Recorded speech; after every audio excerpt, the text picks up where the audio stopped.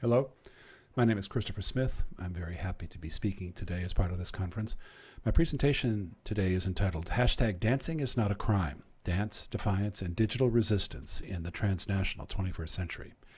This essay is part of an ongoing investigation into the role of street dance as a revolutionary tactic, particularly when employed by subaltern populations for whom mobility and evasion in public spaces are important survival strategies.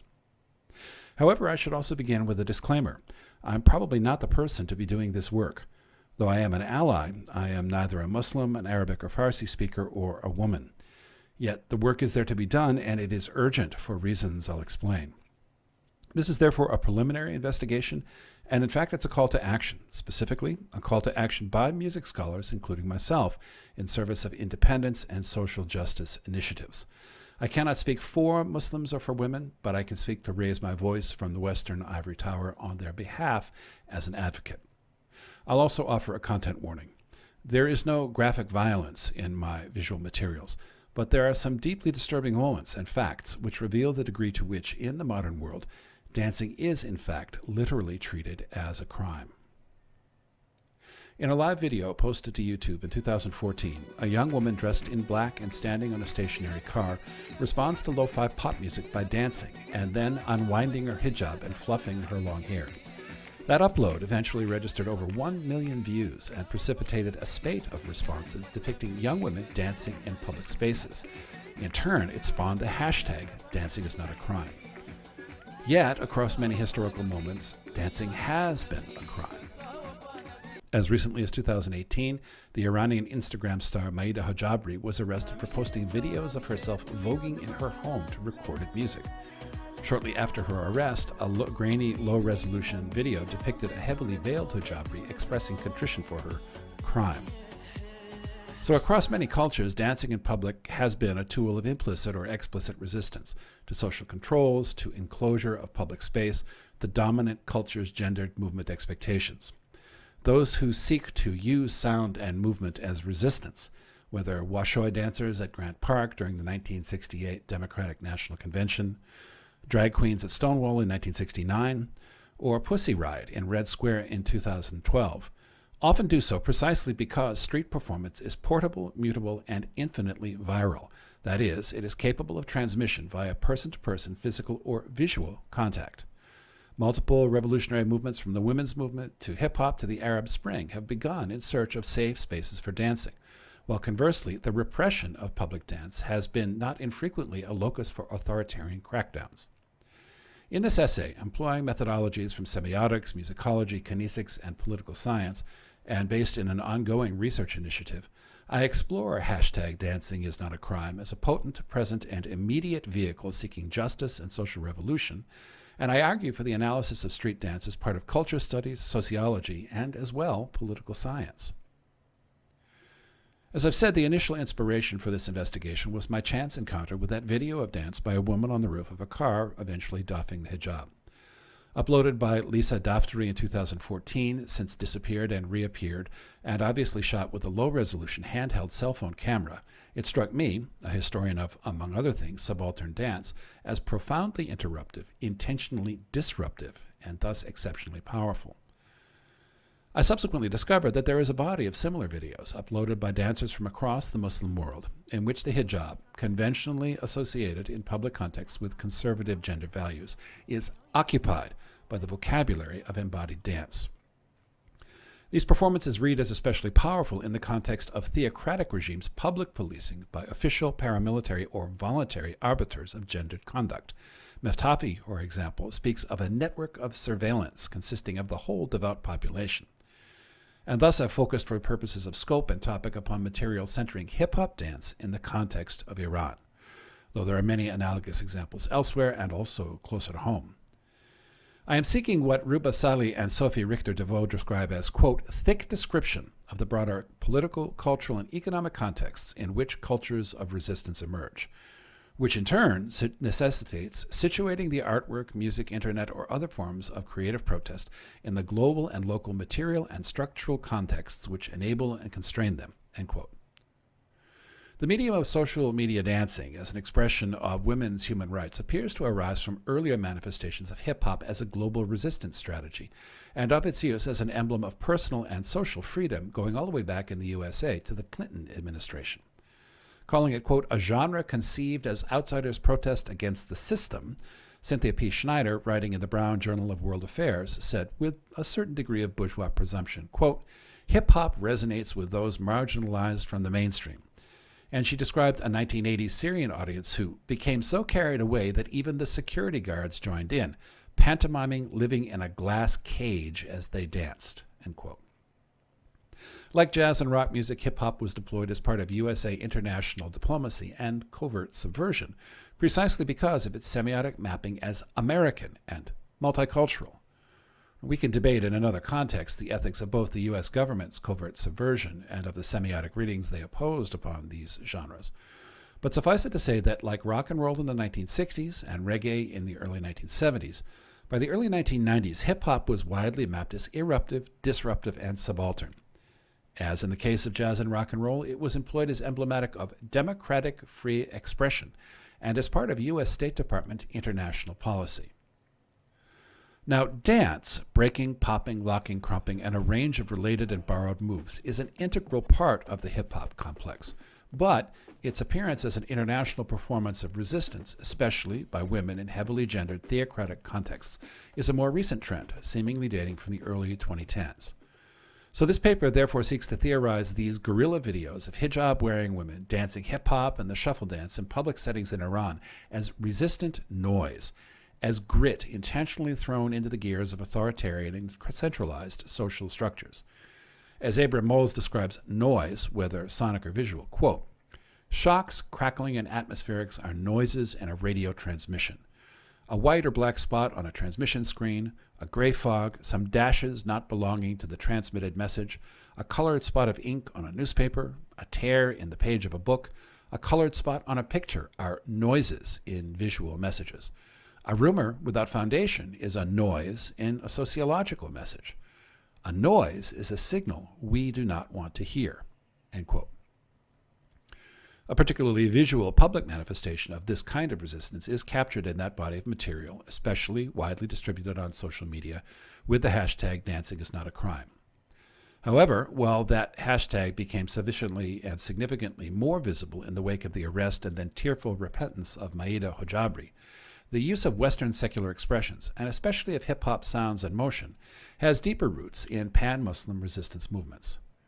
In passing, I think it's worthwhile to distinguish here between what I would perceive as a dispute regarding the definitions of gender in public versus private space. For example, in Hojabri's case, the debate perhaps revolved in part around whether Instagram itself is perceived as a private context, like a family or all-female private celebration, or a public space, like the street, or an in-between space, like the radio or television studio. Dancing is not a crime itself, like a good deal of social media-based activism reaching back to Lower Manhattan in 2011, Tahrir Square in 2012, Taksim Gezi Park in 2014, was precipitated by individuals' intentional or unwitting transgression of disputed contextual boundaries. Quote, with the popular rebellions that erupted in several countries across the Middle East and North Africa from 2011 onwards, street protests in the form of ordinary people's creative and challenging artistic expressions could no longer be left unnoticed. From Tahrir Square to Gezi Park, public spaces came to be inhabited by graffiti, music, art, and performances, which engendered and conveyed new affective and political ties. End quote. Movement was central to these public occupations. Dance has been a central part of many types of life cycle celebrations in Persian and Iranian culture for centuries, of course, and most particularly in female and children-only events that celebrate inclusivity and female empowerment. As is common in many contexts, even the modern gender expectations operate very differently in single-gender and or private versus public contexts. In contrast, the propriety of the female body, especially the female dancing body, had been a topic of debate from across various sectors of Iranian intellectual and religious thought throughout the 20th century. In 1936, for example, as part of Reza Shah's modernization campaign, the hijab had been formally prohibited in public. Religious conservatives inveighed against such female visibility, and most especially against the prohibition of hijab. Quote, "It was the mandatory unveiling that in particular irked Khomeini, who believed that it symbolized all the evils committed by the ousted Shah." Khomeini warned, quote, "The unveiling of women has caused the ruin of female honor, the destruction of the family, and untold corruption and prostitution." End quote. In turn, after the 1979 revolution, and despite 1990's efforts on the part of Ayatollah Moajirani to ease social strictures, purging of perceived shavat, or blasphemy, in the public environment remained a part of the post-revolutionary agenda. Most particularly, public dance by women was especially prohibited. A foreboding, then, of Maida Hojabri's experience was that of 6 Tehrani Zumba dancers, who in 2014 were publicly excoriated, imprisoned, and sentenced to corporal punishment for a video of themselves dancing to Pharrell Williams' Happy.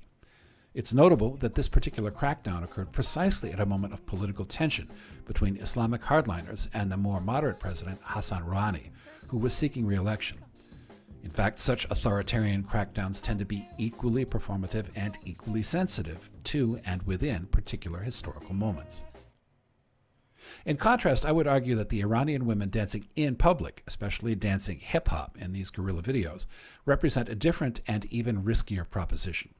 And it's this latter phenomenon, which the sad accuracy of my analysis seems to have subsequently confirmed, that's the focus of my interest and attention today. There is no ambiguity about public versus private spaces here.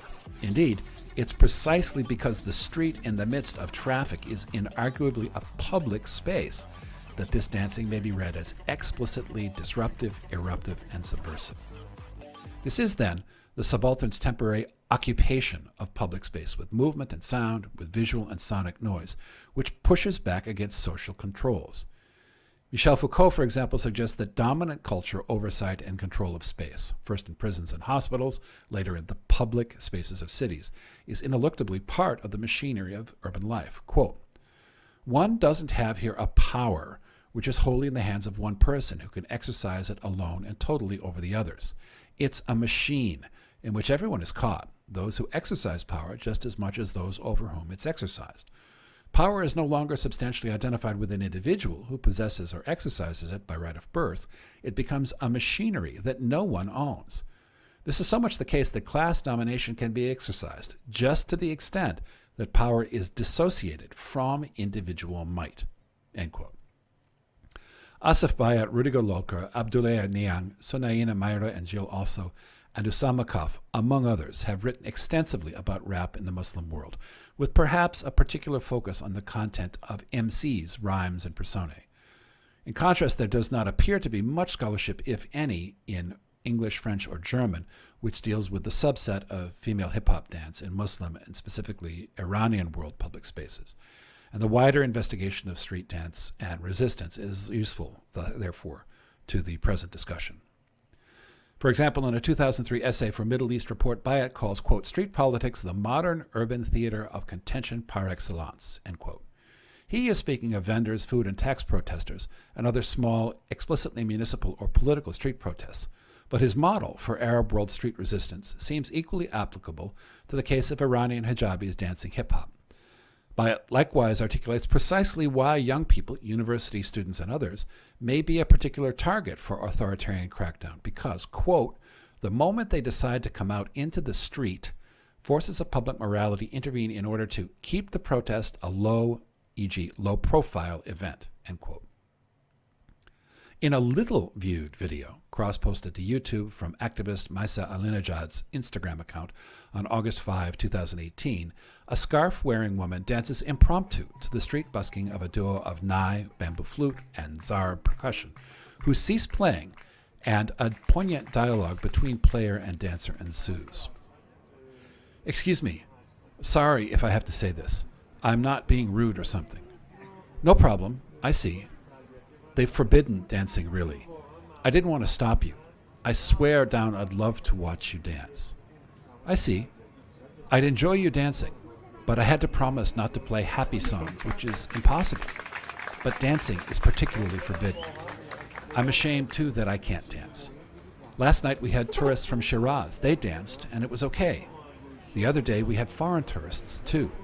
We couldn't help it. It'd be so rude. Anyway, I'm sorry, everyone. Give her a round of applause, please." End quote.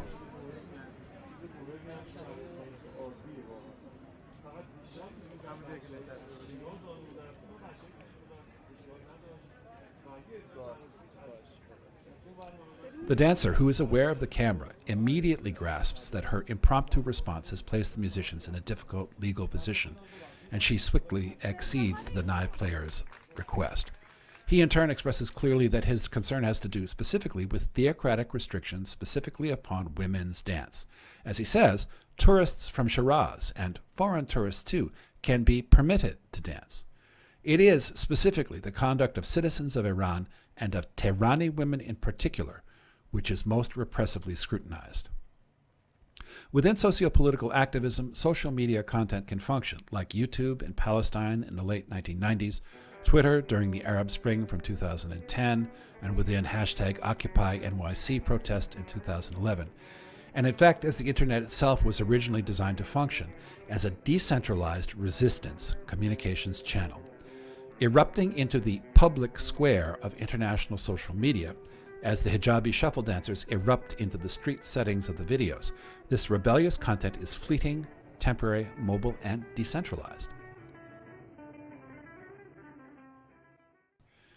I'm working here with the idea that dance itself, like other vernacular expressive arts, including contrafacted texts, MCs, rhymes, children's rhyming songs, and the cultural associations of certain sounds and timbres, may all be theorized as intentionally contagious and indeed viral, and that activist strategies, tactics, and political insights may be illuminated through this analytical frame. The use of disruptive noise and movement as part of pop-up resistance actions is an existing trope in various conservative societies, especially those which seek to control the visibility and the bodies of minorities, including gays and women. Yet, the particular intersection of hip-hop dance, hijab-wearing women, public settings transmitted via social media, strikes me as unique and uniquely powerful, an interpretation which would seem to be confirmed in the very severity of various regimes' authoritarian response. This performance of authoritarian hegemony is essential to the state's construction of its public self, and cracks in such a facade are ferociously policed. For example, video dancer Sara Afsharian was arrested, along with Sara Shariat Madari and Nilufar Motia, on October 8th of 2019, and was tried in a court, quote, presided by the head of the 28th branch of Tehran's Islamic Revolutionary Court. Those arrests were followed within the month by additional crackdowns on other dancers. Afsharian, who was likely targeted precisely because of the size of her Instagram following, 94,000 at the time of her arrest, was sentenced to 2 years and remanded to Quarchak prison near Tehran. In the wake of those arrests, similar acts of resistance have expanded and continue to proliferate on social media both within and beyond Iran's borders. Those pop-up actions have in fact expanded to include not only dancing but also singing, another activity prohibited for women in public spaces as well.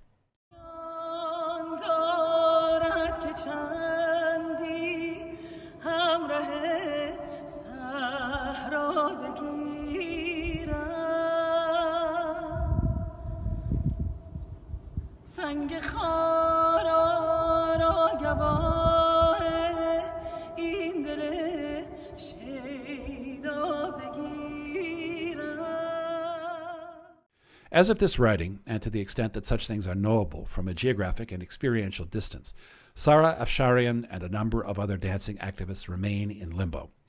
There are lessons here, and few are comfortable, to wit.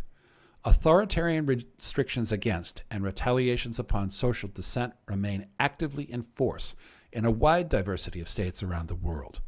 Theocracies and authoritarian regimes continue to repress minorities.